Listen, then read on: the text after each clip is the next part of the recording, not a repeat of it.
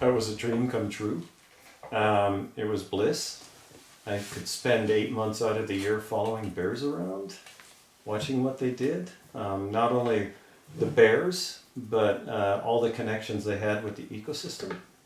And I think that was one of the most exciting things about following bears around, studying bears.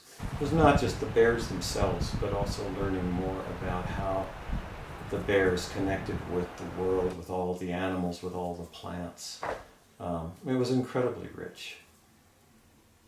And how was at that time and how is today the care for the national park and its surroundings?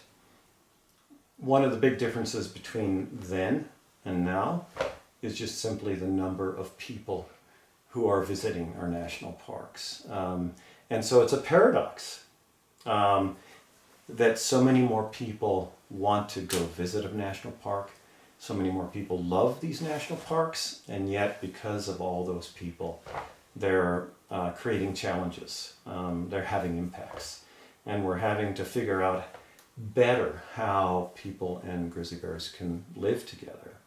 Mm-hmm. So there's been improvements, but there's been increasing challenges. Mm-hmm. Was there logging, planned commercial logging in the national park?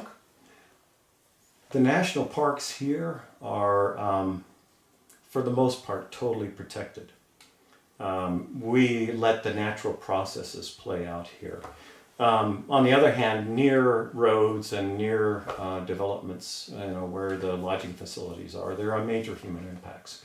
But I think what's unusual in this country, in addition to our national parks, we have wilderness areas. And wilderness... But you mean outside the boundaries of the national park? We have the national parks, and within national parks there are wilderness areas, mm-hmm. which are even more exclusively protected. Mm-hmm. But then we go outside the national parks. We also have wilderness areas. Mm-hmm. We have hundreds and hundreds of thousands of hectares of wilderness areas outside the national parks, in addition to the national parks, that are totally protected. There are certain activities that can happen, but there's no logging, there's no mountain biking, there's no hang gliding, there's no mechanized equipment of any sort, no chainsaws. And why is that? How come that there is no logging, no human intervention outside national parks? I'm not sure how it is in Europe, but in the United States we have this romance, this myth of the wilderness that goes back to when Europeans first settled. And so there's this really strange tension between our impulse as Europeans, and I talk about myself as a European, my ancestors, to dominate and remove all impediments. But at the same time, we are in love with the idea. But you're an American, right? Yes, but in a strange way. Uh-huh. I am an American, but I'm very, very aware of where I came from in Europe, where my ancestors mm-hmm. came from in Europe. And I think that's the way it is with just about all of the Europeans, yeah. White Americans in this country, mm-hmm. even Hispanics. Mm-hmm. And I understand there's a romantic side about the forest, and people like to have these wilderness areas outside national parks. This is what you used to have under recreation forests, but nowadays we are losing it. Is this what you mean by these wilderness areas, areas of recreation for people and wildlife? In this country, it's more than just about humans and humans connecting. But we also, some of us, I think the people who created these wilderness areas, had this idea that we need to preserve nature for its own, in its own right. Mm-hmm. Preserve nature simply for the animals, mm-hmm. to preserve these natural processes unaffected by humans. I mean, it goes back to one of our iconic figures, a guy named Aldo Leopold, who mm-hmm. Went from killing some of the last grizzly bears and wolves in the southwestern U.S. to become a passionate believer in the importance of large carnivores and ecosystems and the importance of wilderness, of these areas that are unimpacted by people. Mm-hmm. Yes, for recreation, but more than that.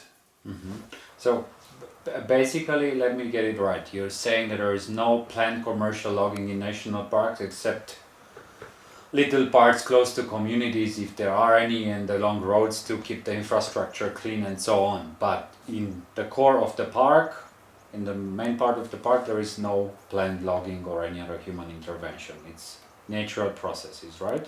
That's right. Yeah. And as It's the you same said, in all national parks, or is Yellowstone very special among the parks?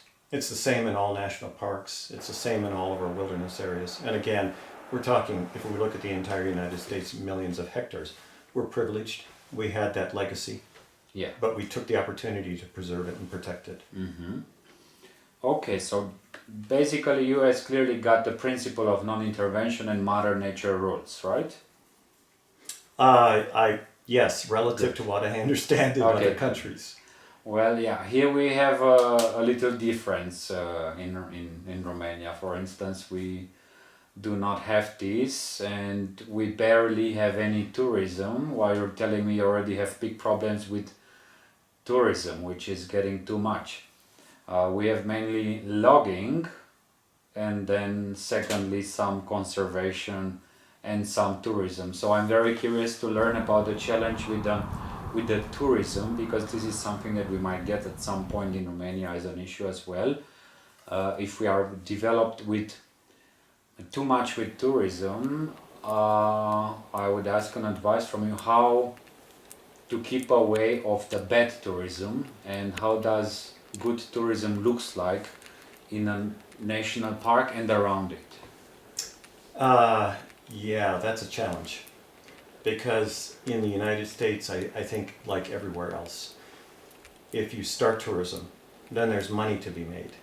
And so then there are people who are trying to take advantage of those opportunities to make money. Then they become part of businesses that become ever bigger, and they have political influence. And then the park becomes not about protecting nature, but about these people making money. So I don't think it's a unique challenge for us. How do we stop that? I think the simple, maybe simple-minded answer is to say we need strong democratic institutions that give a voice for all of the people who care about these places, not just a voice for the people who can make money. How that happens, is difficult and complicated, but I guess that would be my answer. Is tourism regulated within the national park, or restricted in some areas, or is just something happening everywhere in the same way, and the whole park is disturbed about tourism? No, there are definite constraints in where tourism can happen and how it can happen in all of our national parks. Certain areas that it's limited to, certain kinds of activities that are limited. So there's always going to be challenges, but I guess I can say that we have at least drawn lines, and those are really hard boundaries. And I don't think we'll ever move beyond those boundaries. And beyond that is going to be wild nature. Beyond that is going to be the natural processes and the wildlife. And do you think that the wildlife, the animals, are already aware about man's presence, or there are some animals which are living totally their wildlife and they are far away of people and their influence? Both. We have some animals that have become quite used to people, that live near people, and that's a good thing, because the people who come to the national parks want to see wildlife. And it's because of those animals that they have those opportunities, and it helps foster that love of nature and that love of animals for those people to have those opportunities.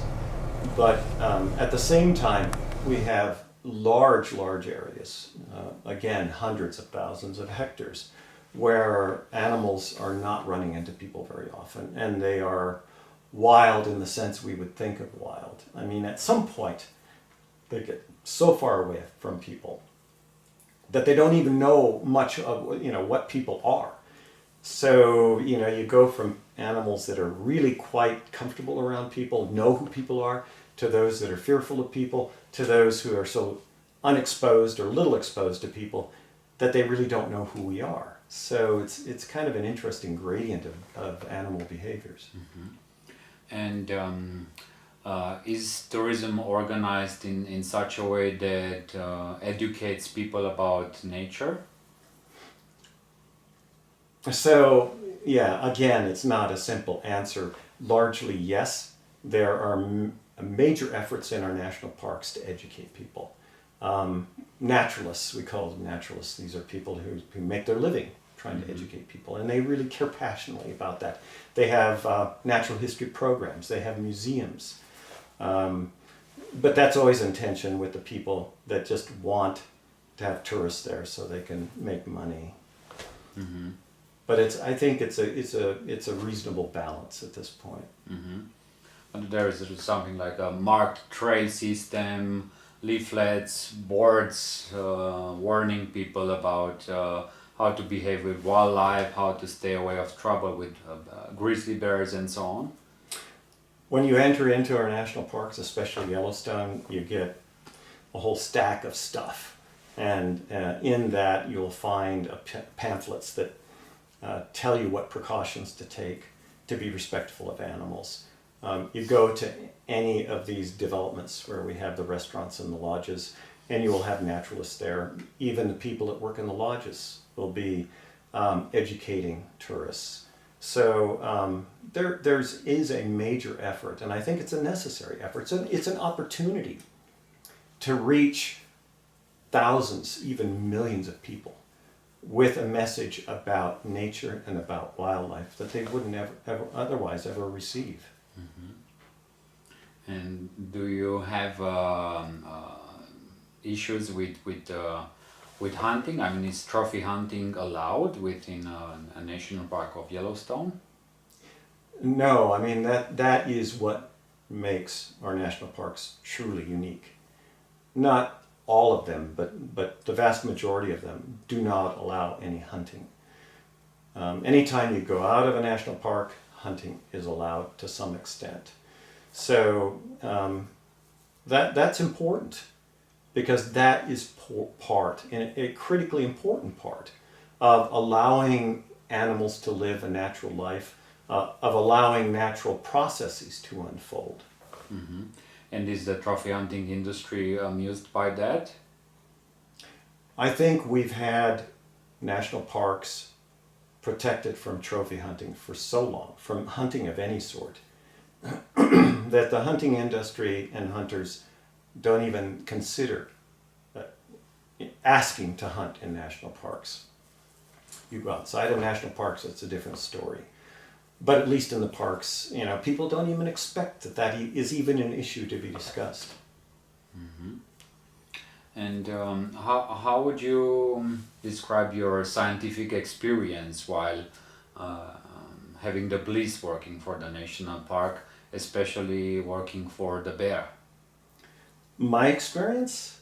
Well, I think where I started out was saying that it was a little bit of heaven on earth, just having the opportunity to be in a natural place where there aren't hardly any people, where it's the domain of animals. It really is truly their home, and I'm there as a visitor, and having the privilege of watching them, of studying them. And for me, it was largely about giving them voice.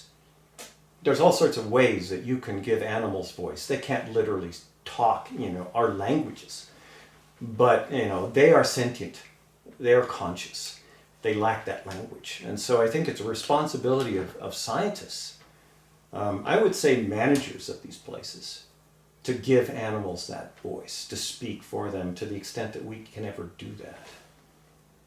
And as a scientist, have you been involved in monitoring the grizzly bear populations and working in this direction? Yeah, I did everything related to grizzly bears in terms of my studies. but most of my work was focused on on observing their behaviors and observing what they eat.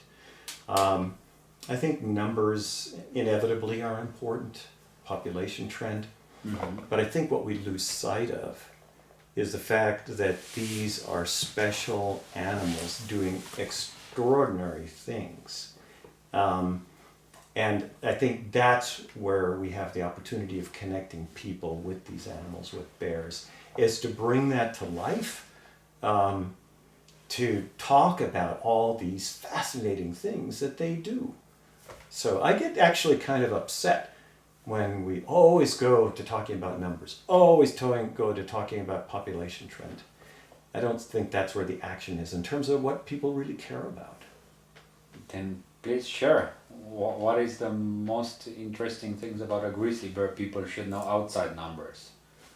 That they're incredibly smart, that they are problem solvers, that they are social, that they have intimate relations with each other, that they can be brutal with each other like we can with each other, but not in the mean-spirited way that we can be with each other. I mean, they do what they do for reasons that I can actually relate to better, at least, to the extent I know their reasons. And they're always working that system, always tapping into that system, always discovering new things. And because of that, then I'm learning something always. I don't think that's anything new. I think grizzly bears came onto this continent maybe 30,000 years ago, which was when people came.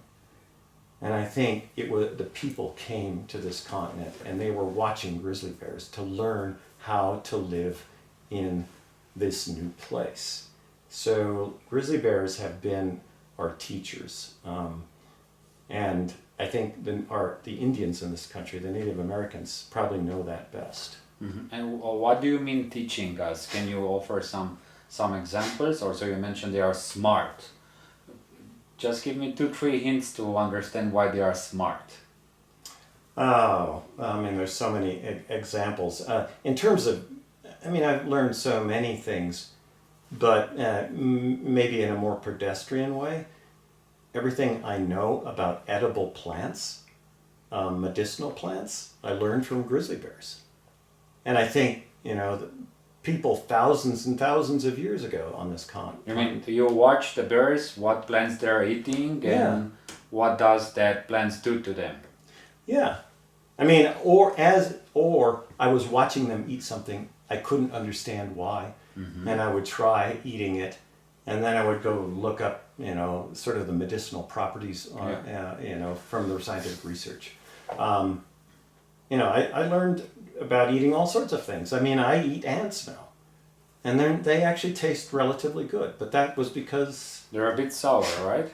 No, they have this citronella flavor. They're really actually quite good. It's like a good after meal snack to eat ants. And a lot of vitamin C. Yeah, I guess. Yeah. Okay.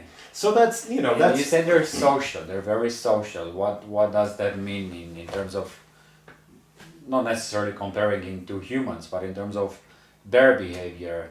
What do they do as a social species? Well, just... So behavior patterns and funny things. Most fundamentally, they are acutely aware of all the other bears in their environment. And a lot of what they know because of their nose. So it's like watching my dog, he orients to the world. He understands the world because of the smells. And so for grizzly bears, that's a lot how they orient to the world. Daughters know their mothers. Mothers know their daughters. They know their sons. It's clear. So you have intimate relationships. You have two bears that you might think are strangers, and yet they come together and they spend time together. But at the same time, there are bears that are psychopaths, I would say. So there's just like people. Just like people. There's the spectrum out there. But I've only run into just very, very few bears that I would consider to be psychopaths. I've known mother bears, that one would be like the mother who would be home when her kids arrived from school with muffins in the oven with her apron on, taking care of her kids. So there would be that kind of mother. Then there would be the mother, like the human mother, that would spend all her time in the bars and leave her children to look after themselves. So you have these really distinct differences. You can have one bear feeding on one thing up on the mountain, you can have another bear feeding on another thing down at the valley, all at the same time. So it's like they've learned different ways of living. So they're not just these mindless beings out there eating everything in front of them. Mm-hmm. There's all these quirks, all these idiosyncrasies. Mm-hmm. In Romania we also have a lot of brown bears, which is basically the same species like the grizzly bear here. So they look very similar and behave in the similar way. But I have the feeling we know so little about these species in Romania, and there is a part of the society who fear bears, and I have the feeling we just don't know so much. Could you share a bit more about what kind of things can people do here, what they do and what we can do in Romania to coexist and adapt living together with the bear around?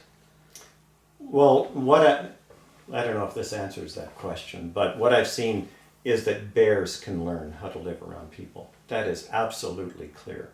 You're saying that the bears who are aware of people, they can adapt to people. Yeah, and what does that mean? What do they actually do to adapt to people? So it's a little bit complicated, but if given the opportunity, not only can they learn to live with people, but they can learn to live with people peacefully. But that depends on them not learning to associate us with food. So as long as we can keep our food unavailable to bears, I could have a grizzly bear right out here on this lawn. I could have black bears out here, which I have out on this lawn, grazing. There is bear outside this house coming and visiting you. Yes. Uh-huh. Grazing, eating berries, but I don't feel afraid. The bear is not aggressive. There's not a problematic relationship. I mean, I have learned how to live with the bear has learned how to live with me. So, and I've seen people who have gone from being fearful and ignorant and not taking precautions to where they are knowledgeable and they like having bears around. Mm-hmm. But it takes both the bear and the people learning something, and and it's absolutely clear that we can have a relationship that is peaceful and that is sustainable. And what happens if you are by chance just outside here eating berries? Because I suppose you also like berries, right? Yeah. And what happens if you're eating berries and the bear comes to have berries as well at the same time? Well, it gets a little tricky to describe what is the best response always. Would he wait for you that you finish your lunch or breakfast with the berries, or would he find a way to scare you to go away? The first thing is you need to be calm, and I think of it as being in the center of my body, so that I'm not doing stupid things. And I think that's fundamental, because people who are scared, people who panic, they'll do stupid things. So I guess they don't have a chance in front of the bear if they do stupid things. Yeah, I mean, that'll cause the bear to become more curious. That will cause the bear maybe to be more aggressive if they do stupid things. But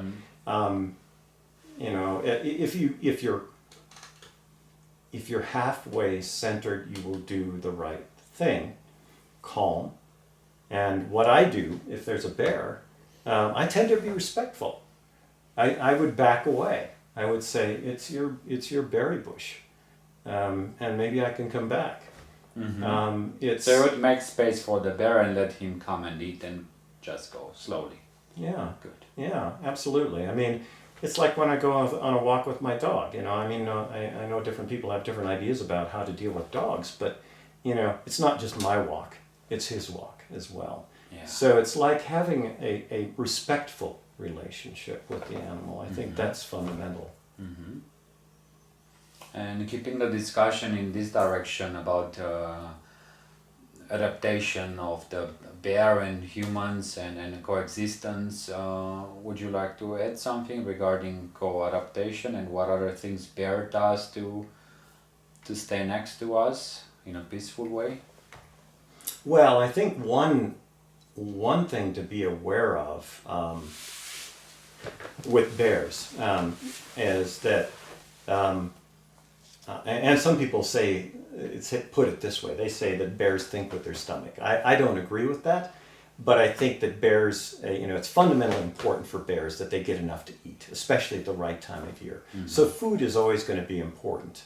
But the other thing to be aware of is that Like us, you don't want to deal with hungry people, right? yeah, or fearful people. Yeah, yeah. You know, I mean, that's another aspect of this relationship between bears and humans, is that, you know, anybody who's been around dogs knows that a fearful dog is a dangerous dog.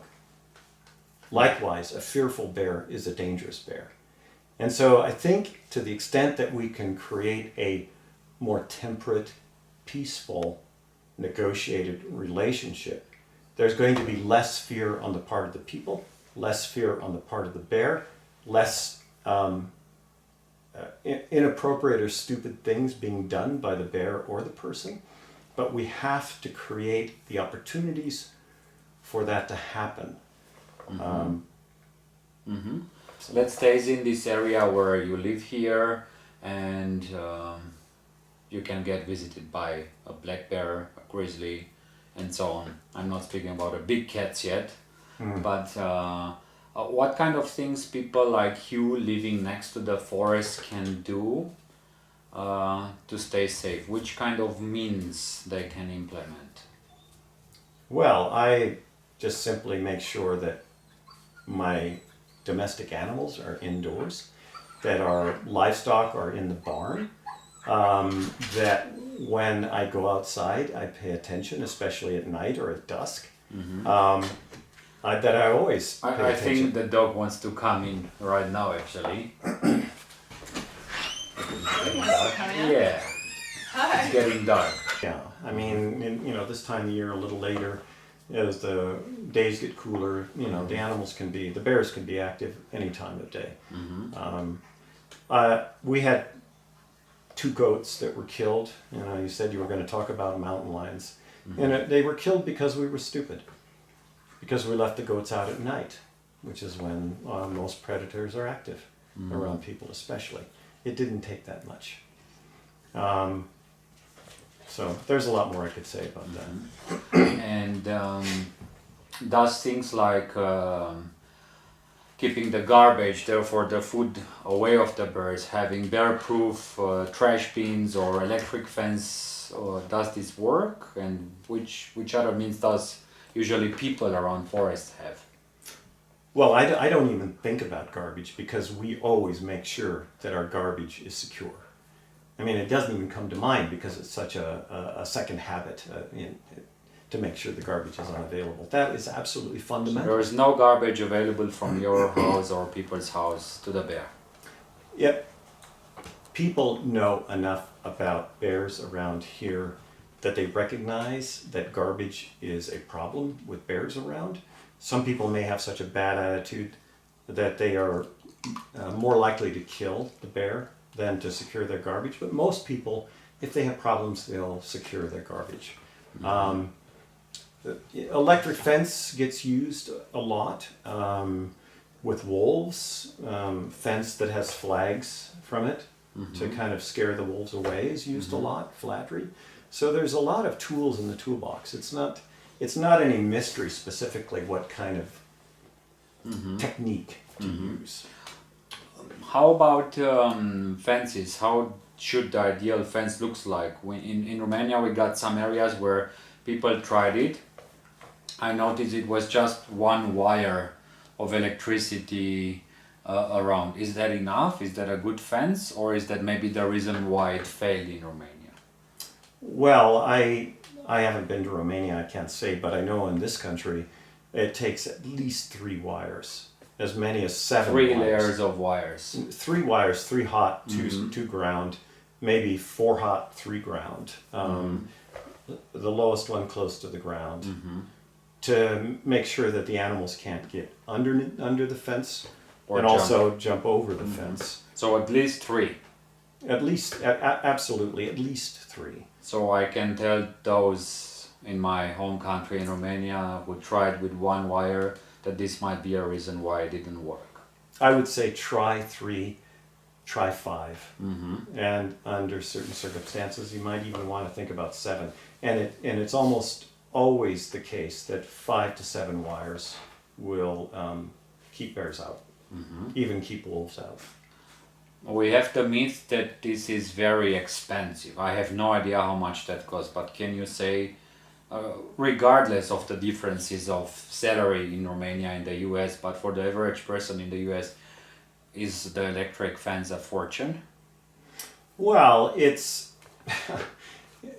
it depends on who you are and what your income is. In this country, we're fortunate to have government agencies and NGOs who are willing to help with the cost. If you look at the average rancher, livestock producer, relative to the total amount of their expenses, the total amount that they would lose if they didn't try to keep predators away from their livestock, investing in fence is a small financial consideration. There's So it's more, cheaper to make the fence than don't if you don't do it because of the losses. in terms of the overall expenses of raising livestock, it's a very small expense. I mean, if you looked at it on the face of it, you might think, oh, it's too much. But as just an operating cost, it's not that much.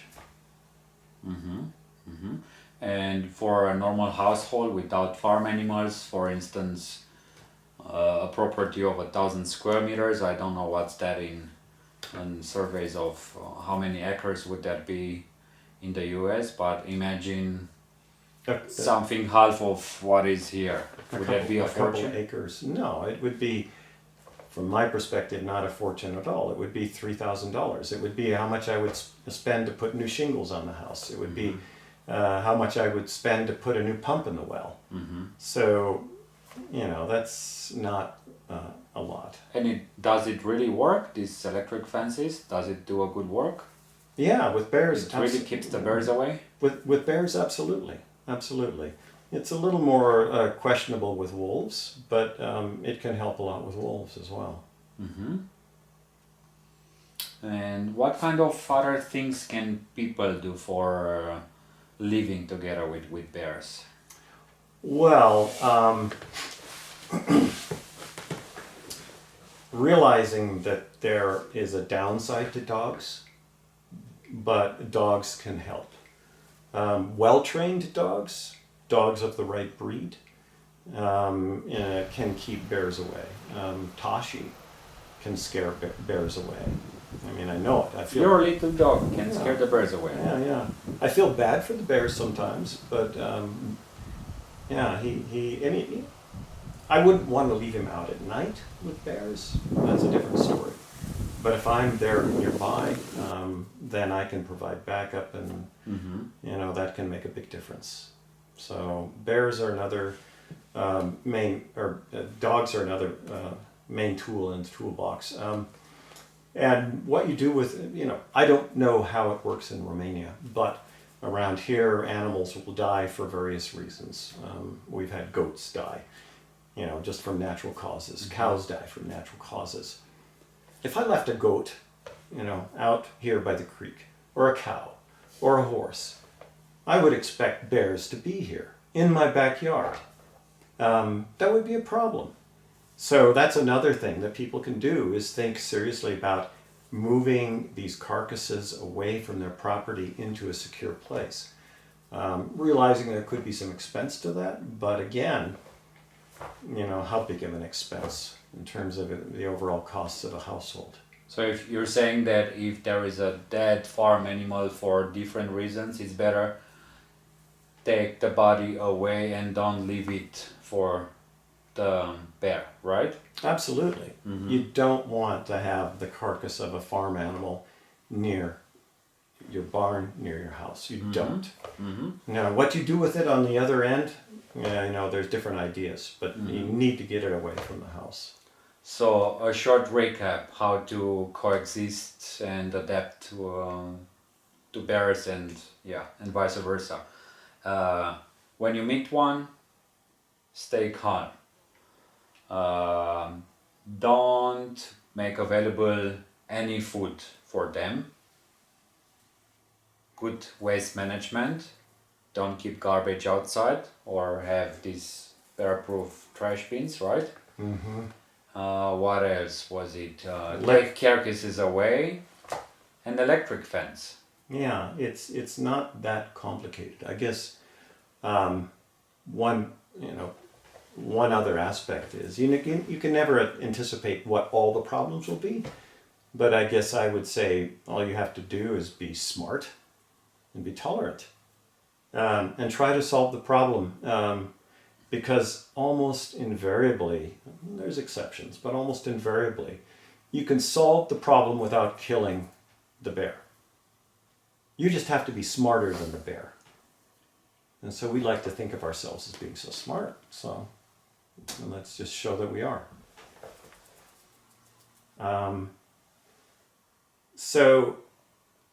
That is the frontier, I think, for us humans, is to understand that we have more in common with these animals than not. That they are other sentient, feeling beings, and bears are more like us than probably any other animal, for all of those reasons. Just purely philosophical, and if there is science behind it as well, it would help. Why do you think that people turned away from the animal world so much, and we have so little empathy and understanding for them? Obviously less than the previous generations of humans had. So this is partly my speculation, but I also think there's research behind it, that the divorce of ourselves from nature began with domestication of agriculture, of animals, where we were no longer dependent on a deep empathy with nature, a deep connection with nature. We could separate ourselves increasingly from nature. Imagine that we had domination over, control over everything that mattered in the world to sustaining ourselves. I think that's where it started. And then I think as people moved more and more into cities and we entered into the industrial age, it just accentuated that.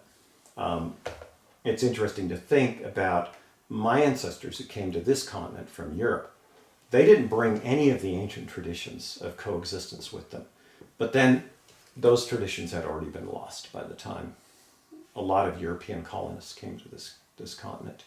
They came with this idea, and this is not supposition, this is fact.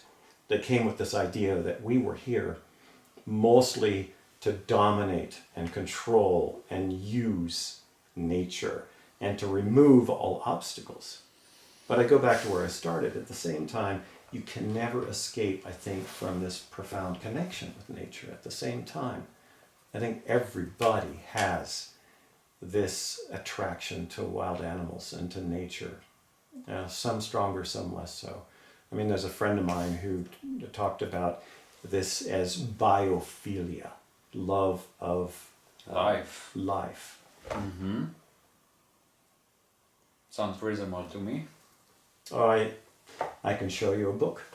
Yes, please do. That would purport to document this. I would like to borrow some of your books until next time we meet, to be honest, if it's possible.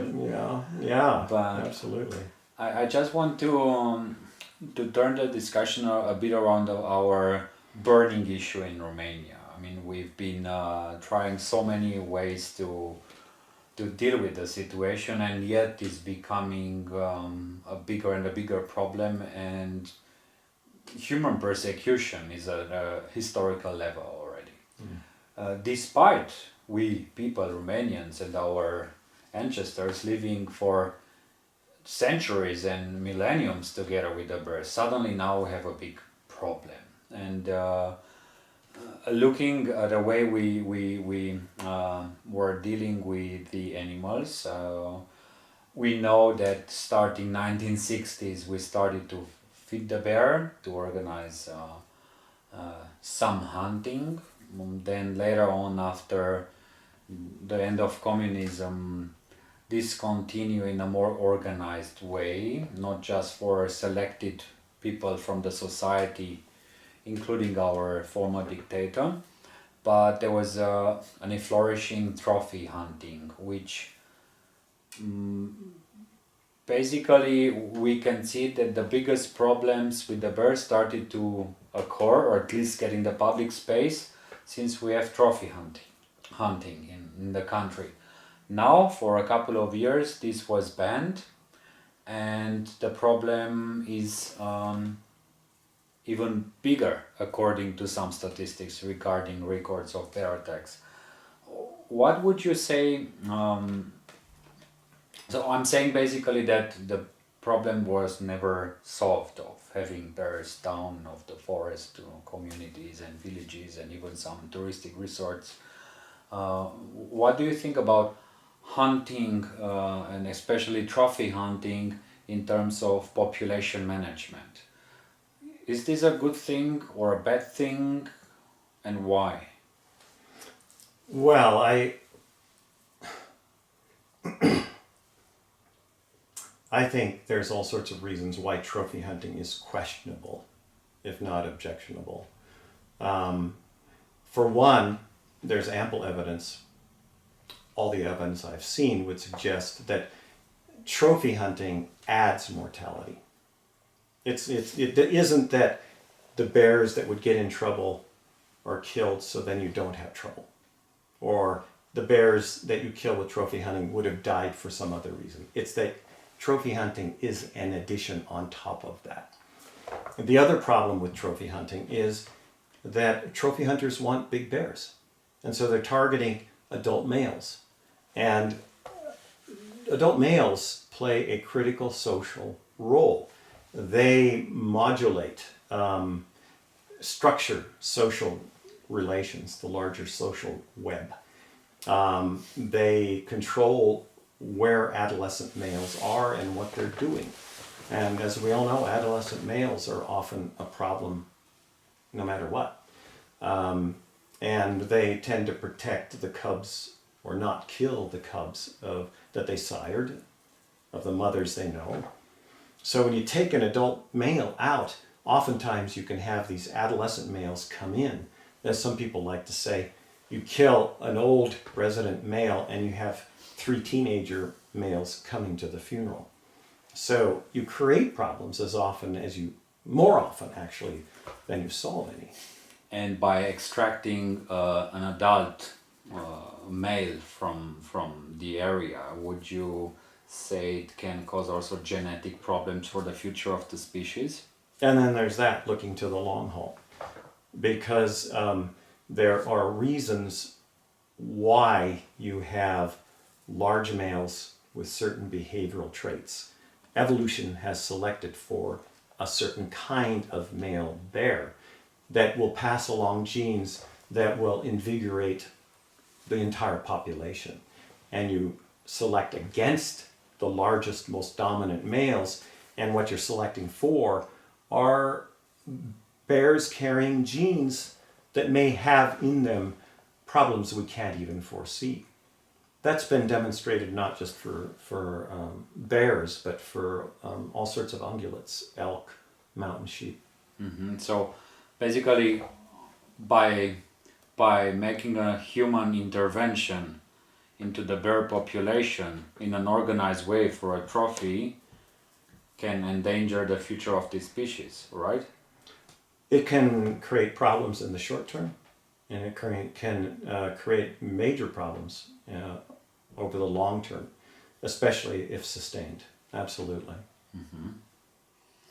We are at a crossroads right now in Romania. For 2 years we don't have trophy hunting, as I mentioned before, and there is this case-by-case intervention. We have a intervention quota. We are allowed to take out that many bears at max if they are proven problematic. But at the same time, there are voices saying there is an increased amount of bear attacks, and we need to have again harvesting quota hidden under the name prevention quota. What do you think it's best organized? I got the opinion that trophy hunting can cause troubles. But what do you think between this prevention quota, which sounds similar to trophy hunting, versus the intervention quota? Which one would be the more sustainable way of dealing with the situation? I don't even begin to understand how you can have a prevention quota that will prevent conflicts, because it assumes that you can identify the bears that will become problematic before they become problematic and preemptively remove them. That doesn't make any sense to me. I can see maybe where you have a bear that has been repeatedly in trouble and has learned, if you will, bad habits, where there may be some of those that, you probably should just remove them from the population. But I think it's important to remember too that problems are not created exclusively by bears. Problems are created by people and bears.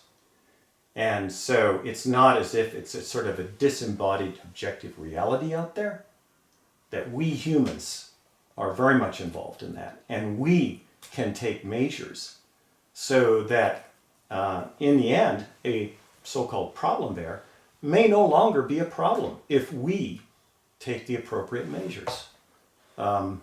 There were two mountain lions around here that killed, as I mentioned, some of our goats. I didn't turn around and kill those mountain lions. I just kept the goats in the barn. And those mountain lions have not been a problem to my knowledge since then. So we can do the same sort of thing with bears. And cut. It's really good.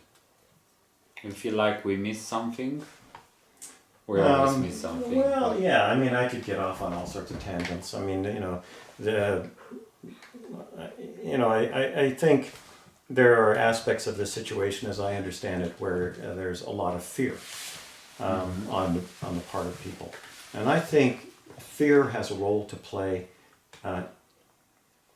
in our lives, a constructive role, and fear will keep us out of situations that we shouldn't be in. But I think fear, more often than not, is an incredibly destructive force in human affairs, and also in our relationships with the world, because out of fear we do stupid things. We overreact. We cause harm. We cause pain. We cause suffering out of fear. And I think the same holds in our relationships with bears. And likewise in trophy hunting, I think the impulse to dominate something else is rarely a constructive force in our relationship with anybody, with people, with nature, with animals, because it requires that we instrumentalize that thing, that we take its life away from it, that we deprive it of what we would see as the relatedness in it to us. I mean, the impulse to dominate, I think, has been there in human affairs, in humans in relation to other humans, and it's almost invariably been destructive. So I don't see it as much different in terms of our relationship with bears.